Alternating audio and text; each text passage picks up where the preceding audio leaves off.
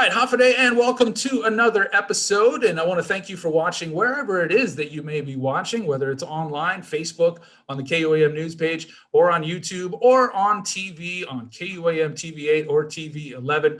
Thank you again for watching. And my name is Andy Wheeler. And as you can see, we've got a full Zoom room here today. And I'm talking to these ladies. We've got Lori and Boss, we've got Tracy Anderson, and we've got Kelly Larson. The three of you basically are the entirety of Ohala Adoptions. So ladies, Hafaday, and welcome to the show. Hello. Hey. Thanks for having us. Oh, my pleasure. Once I found out about this, I felt that it was my duty to go ahead and set this Zoom interview up so we can talk about it. And let's just go ahead and start at the beginning. Ohala Adoptions, whatever it is, let's go ahead and tell us about it and a little bit of the history of Ohala Adoptions. Okay, so Ohala Adoptions is the island's first and only nonprofit adoption service. And it was a few years ago that Tracy, Lori, and I were talking about our experiences as myself being an adoptee, Tracy being an adoptive mother, and also Lori being a foster mother. And we felt like we could do something to provide a service here that is not here, or that was not here, and that's so necessary. And so we started talking about, just like dreaming about, what could we do, or how could we set up an adoption service? And it really was just an effort of our hearts coming together. We thought, this is something we have noticed that could provide stability for the island, for the children, and for the families, both for families who place children and for families who adopt children. And so we decided that we would just start working, and it was just little bit by little bit. It was just the three of us. It's always been just the three of us. We've had lots of help, of course, amazing help, but we're the ones that have been working consistently on this. And a year ago, we were established as the nonprofit that you guys know, Ohala Adoptions.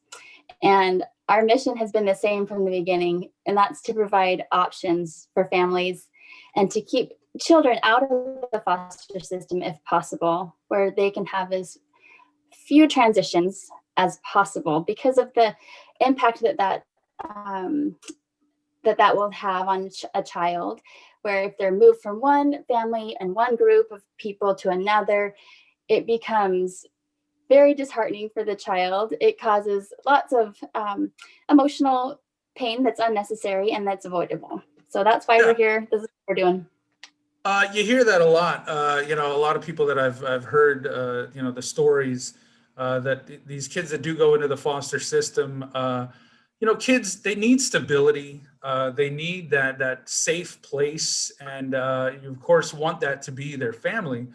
But if that family is changing every few months, or, this didn't work out for whatever reason, off to the next one, those kids just don't have that stability. And so I think that, in the long run, you see the effects of that.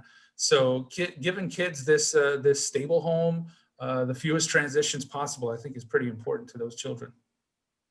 And we feel really lucky here because an island family is very important to everyone, as we know. And I think it's the island way that people take on their relatives' children, which is wonderful. And sometimes that works beautifully, and sometimes it's really hard on family. I've had several people since we've started our organization come to me and say, we're kind of at capacity. Our family's taken in so-and-so and so-and-so, different relatives' children, but we don't want to just let them go to who knows where. And I think that's where adoption comes in as a really good, compassionate option for women to choose to place their child. And with us, they get to actually go through files that we have with pre-approved families that have been background checked and interviewed, and know that they're a safe, good family, and they can choose the family that they want to place their child. So do you actually, vet these couples, these families? Is that your purpose, or is it just kind of matchmaking the children to how exactly, I want to know, basically what I'm getting at is the steps that you go through, because like we help on adoption, that's a huge spectrum of things that you could be helping with. Yes, it's huge. We Oh. have families apply with us, mostly on island. We do have people off island, many of which are from Guam, but serving in the military. They would like children from Guam, keep them in the same culture.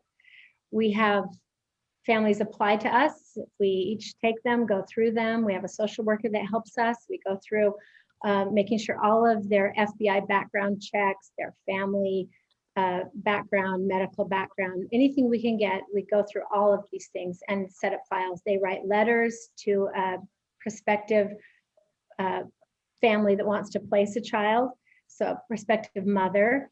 And then when we have a client that comes to us in need, they go through these files and tell us what they want and what they're looking for, and they look through them and decide who they would like to help raise their child. And for nowadays, most children are placed in open adoptions.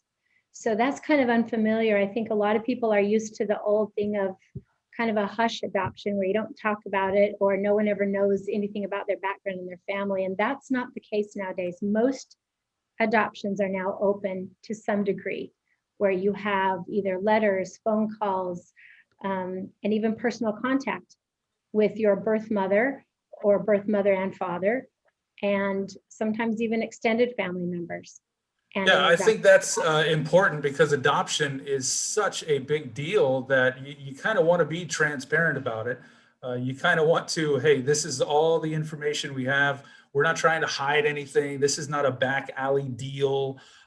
So being transparent and helping ease a lot of those concerns for parents and the mothers, I think is pretty important and something that you do because, if you do decide, hey, I want to adopt, well, where do you go? That's, I'm sure the first question that people do have. So Tracy, if you'd like to jump in here, if people are interested in adopting or adopting, how can they go about contacting you or getting the process started? So we do have a website. It's ohalaadoptions.org. And that would be the first place that they could go, or anytime we're available by phone or by WhatsApp. Do you want me to give the number now? Sure, yeah, throw it out there, yeah. Okay, it's 688-HOPE, and that is 4763. 4673. I always get that wrong. I'm sorry, Kelly. Just Glory. remember Okay. hope. That's what you need. Hope. And so those would be the two. I mean, you can reach out to us anytime. We're on social media, Instagram, Facebook, and there's an application on our website that you can fill out. Anyone can fill out, send to us, and we can move forward from there. We do want to encourage people from the island. The reason why we started this was to help people here. This is for Guam. We're here to help people here, women here, families here, and get children into stable families, for families. Well, good. I think it's a great cause for these kids. Like I said, they need that stability. And if someone is starting to go through this process, a mother that's expecting, this is a huge thing, not to be taken lightly. So I'm sure you've had to deal with them, maybe second thoughts, backing out or whatnot. And when they do contact you guys, this is not locking them into a contract or anything. This is just a, hey, this is how it goes. Let us walk you through it. If you want to back out, that's fine. Absolutely. Absolutely. So we do like to meet with whomever wants to talk with us, whether it's families or expectant mothers. Talk to us. We can help you find whatever option works best. We try and counsel through all the options so that a mother can make an informed decision, that she can choose what she feels best about. And if that is parenting, then we can help direct her to resources that will help her to be a better parent. If that's adoption, we'll move forward with that. Good. So you're all to help in this process, which is not an easy process to be taken lightly. And you mentioned the website, so I went to check it out here on Facebook. And when you click on the link on Facebook, it pops up, says, we can help And getting perspective is something that you all stress in Ohala Foundation or Ohala Adoption.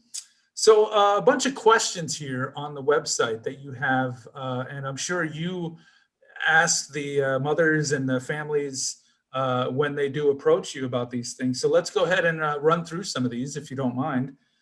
First one is, are you mentally, physically, and emotionally stable enough to provide a steady home for your child, not just now, but in the future? You got to think long term.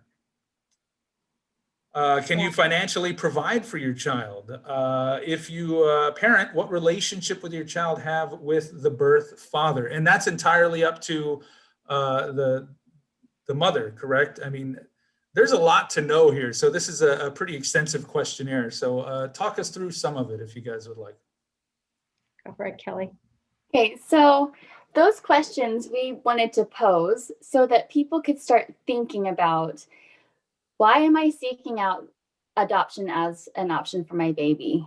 And those will help people maybe adhere more strongly to their resolve to start working on an adoption, getting a placement for their baby or for their child who is already born. That happens too, of course.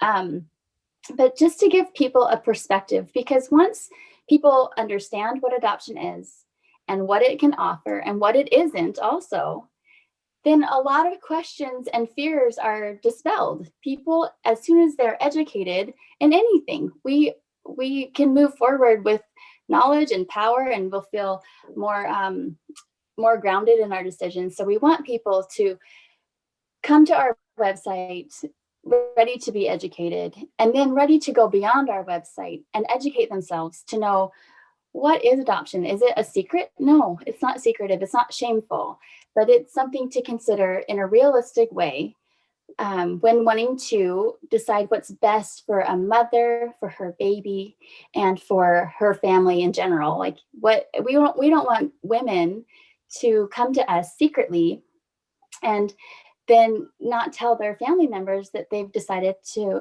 have their child adopted, because that creates more problems for the mother. We want it to be as open and supported and loving as possible. That's ideal, right? It doesn't always happen that way. But when we've worked with women in the past who've wanted to keep it very quiet, we've encouraged them, lovingly encouraged them, to share with family members and to have the support of their family, because a mother carries enough burden as it is of having to go through the adoption process. And then for her to have the burden of her existing family, also to have those secrets with them, it's not healthy. It causes unnecessary strain on the mother. We can only provide so much, but it's the family that provides the most authentic and nurturing love. Right. It's, again, something that should be very transparent, something you should talk about it. And if someone does read these questions, they answer them and they're like, you know what, I am ready to be a parent, then excellent. Raise that child, love it with everything you have. But if you're having doubts, well, talk to someone about it. You ladies there can help just to guide them. You're not going to tell them, yeah, you better put it up for adoption. You're just going to guide them to the choice that is right for them. So you mentioned there, Kelly, educating people on what adoption isn't. And so we're going to talk about that when we come back, some of the misconceptions, some of the fears that people have. So we'll be talking to the ladies here from Ohala Adoptions when we come back. All right. Excellent first break. Let's go. All right, welcome back to the show. And before we took the break, we were talking about adoption. And excuse me, Kelly, you mentioned educating people, arming yourselves with knowledge when you go into this. And so I'm sure in this day and age, there's a lot of misinformation out there, a lot of fears, a lot of concerns. So ladies, now if we could talk about some of the misconceptions that you have, some of the fears that people have when it does come to adoption, whether it's adopting a child or giving up a child for adoption. So any one of you, if you'd like to talk about some of those fears and misconceptions, please. Lori? I think one of the fears is that I'll never see my child again. And of course, there's women in crisis areas that maybe are fine to be able to place a child, and it would be best if they didn't have contact with them again or with a family or whatever. But for most women, they want some kind of contact. They want to know that their child's taken care of. They want to do something. And so I feel very passionate about, we want women to feel like it's their choice. They've done something. They haven't given a child away. They haven't left them somewhere. They've made a choice of, this is someone I believe can give my child what I can't. And so then they work together with the family that they've chosen to figure out how they're going to work together and love this child and support this child, right? The child is number one in that situation. Is there heartache? You bet. There's always heartache. There's always doubt. There's always sad and scary things. And there's joy. It's a hard thing to work together to find that good part, but everybody can do it as long as you know the child is healthy and happy. And I think that is one of the misconceptions, is that it's like you said, like a secret thing, and it's not at all. Something that we can, be grateful that someone has thought so carefully about their choices that if they can't parent, they can find someone who can.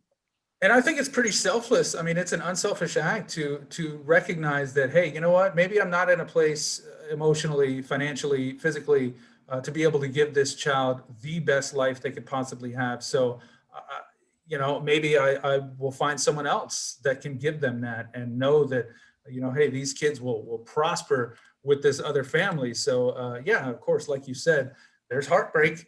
It is tough, but it's definitely something that is for the betterment of all the people involved. So what are some of the other concerns, fears that you have, that when people do approach you, you're like, okay, we get a lot of this, here's to kind of dispel those fears?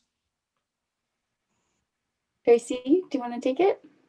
One thing that Lori mentioned earlier, the culture, the island, they're a lot about family. Family takes care of family. And that's beautiful. That's amazing. And that would be, ideally the first choice. Where we come in would be if there's a situation where family isn't appropriate or cannot provide for that child. And we just want to encourage people to understand that it's not shameful. You're not giving up on your family member. And through the open adoption, there can be some kind of communication, whatever is decided between families, but that it's not a bad thing to help another family grow through a sacrifice that you need to make for the betterment of the child. Yeah, absolutely. And I'm sure you've had people that, maybe they thought, oh, of course I'm going to have this child and raise it up. And then, when you talk to them, they think, well, I think sometimes people forget that you have to think really long term about this, raising a child. You mentioned all the things emotionally, physically, financially, all these other factors. And you just got to really ask yourself sometimes some pretty tough questions. So how do you help these families and the mothers kind of deal with those tough questions? And sometimes it's pretty hard to ask yourself. So on our website, we have some links to support women who are thinking about becoming birth mothers, to placing their child. And a lot of the birth mother support that's out there, I mean, there's plentiful information and resources for that. But I really appreciate that there are support groups, and there are ways to match through those support groups with a woman who has also placed her baby. And then those two can support each other in their journey of healing after placement, or even in asking questions for the mother who's prospectively going to be placing. And one of our clients was able to do that, and she was able to talk over all of those hard questions. Like, how do you feel 20 years after you've placed your baby? And do you have regrets? And what would you have done differently? Things like that. Women helping each other to get through those hard times, because as we know, like what you said, placing a child isn't isn't a date. It doesn't just end on that date when the baby is placed. It goes on and on. You continue to, so to speak, place that baby into another's care. And you have to trust, birth mothers have to trust that what they did was right, even though it feels so wrong, because biologically it's going to feel terrible. Right. And that there is healing and there is peace in knowing that you had looked at all of your options and thoroughly considered every option, and that you had the power to choose for yourself what happened to your baby and who they went to. And then to have that open adoption, hopefully that would be available to as many mothers as possible. I mean, like what Lori said earlier, sometimes that's not possible, but that's according to the mother's choice, not because we would say it's not possible. But just to have that openness, that connection. I personally am, I have an open adoption with my biological family. And as soon as I met them and made contact with them, I was in elementary school when that happened.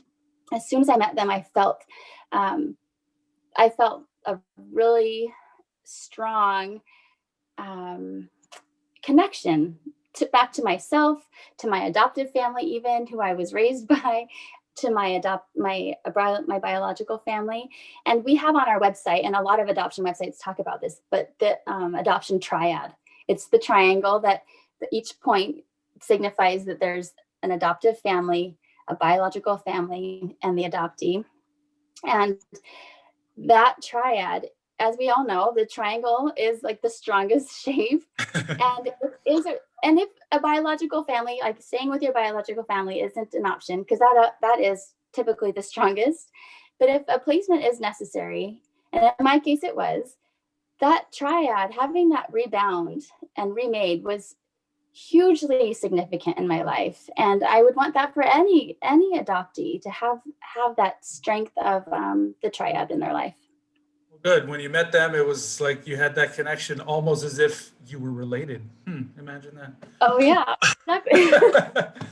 So we are going to take one more break, and we're going to come back and close things out. And as it is now in this day and age, a lot of our events are having to go virtual. So when we come back, we are going to talk about your big virtual 5K that's happening now. So keep it here. We'll be back shortly. All right, back to close things out here with the ladies from Ohala Adoptions. Again, the website is ohalaadoptions.org. You can also find them on Facebook. It's OHALA Adoptions. You can call them. What was the number? 688-HOPE? Okay, yep. Call the HOPE. Don't forget that. I don't know what the numbers are, but just call HOPE. So before we took a break, where I mentioned that you have a virtual event that is happening now. Virtual 5K, talk about it, how it came about, how people can enter, and what the purpose of the 5K is. Okay, Tracy. So we were hesitant to do a 5K. We were hesitant to do a fundraiser. We're really not about the money aspect. I mean, we are a nonprofit. We do need some help to continue to function as an organization, but it has been a huge awareness campaign. We have contacted so many people that have given us such positive responses that we are super excited to move forward with it. So it's a virtual 5K, which means you can, on your own time, between today is when it starts, November 13th, to November 13th until November 21st. And you can do it in any way that you feel like you are getting the exercise, that you are out there, that you're being involved. You can run, you can walk, you can cycle, swim, hike, go to the gym, however you want to do and be involved, and just share the message and help us to raise awareness and know that, so that women do know that this is an option, that they can talk to us and we can help them to find the best thing for them. Yeah, again, awareness and knowledge is one thing that this group you've been kind of focusing on. And so when the word got to me that this even existed, I said, absolutely. I contacted you guys right away. Tracy called you yesterday and we set this up. So getting the word out there for families, for mothers that might not know you're around. I know that you're still growing. It's just the three of you. It's not like you have corporate headquarters where you've got a staff of hundreds working for you. It's just the three of you. So getting the word out there, getting more people involved, getting more people just to know that you're there. And it is an option. Again, even if you don't plan on going through with the adoption process, just educating yourself about it and getting rid of those fears and those concerns. Again, this is not a back alley deal where you drive up and honk the horn and drop the kid off and split. This is something that is taken very seriously. It's very transparent. And I want to thank you ladies for all that you do. Again, if people do have questions, if they have anything they need from you, or if they'd like to help out or begin the process, how can they go about contacting you? Please just call our phone number and we would be happy to talk to them. Like you said, we don't pressure anyone, so they don't have to know that they want to adopt or to place it, their child to contact us. We're happy just to talk them through whatever, listen to their concerns. That's never where we start with anyone. Is just, here we go, let's take care of placing this child. It's always about the person and the family that they're coming from and trying to work through those things with them. So yeah. Great. Kelly, did you have Did you something? say my name? Yes. Oh, just cut out. I couldn't hear. No, just they can go to our website and start educating themselves. ohalaadoptions.org. And also, I would encourage people, we would all encourage people to start researching about adoption. There are thousands of websites and resources out there. Get involved and find out more about adoption, what it looks like, what it feels like, all of the important aspects of adoption. And people will be much more prepared to move forward if that's what they want. And like Lord, call us. Yeah, even if you don't plan on going through the adoption process, educate yourself. So if someone in your family is thinking about it, you can tell them, oh, this is where you should go. This is who you should call. I think everybody just having a decent grasp on the whole process, I think would benefit the children most especially, but families in general. So Tracy, anything you'd like to add before we let you go? Yes, thank you. We are just the three of us right now, but we definitely want to expand and to get local people involved. This was something that was an idea that we generated, but we want this to be organic here for Guam. And we want people to be involved. So we would invite anyone who's interested in helping to also give us a call, and we can talk about how we can work together. And then my last thing is that I didn't, in my plug for the run, I didn't tell you to just go to our website to register. So anyone that wants to participate in the run, you can go to the website and register there. Well, fantastic. Lori, Tracy, Kelly, thank you so much. OhalaAdoptions.org is the website. Find them again on Facebook and give them a call at 688-HOPE. Ladies, thank you so much. Have a wonderful day. Thanks for having us. Thank you. It's a pleasure. All right. Thank you. And that is your episode, everybody. Thank you very much for watching.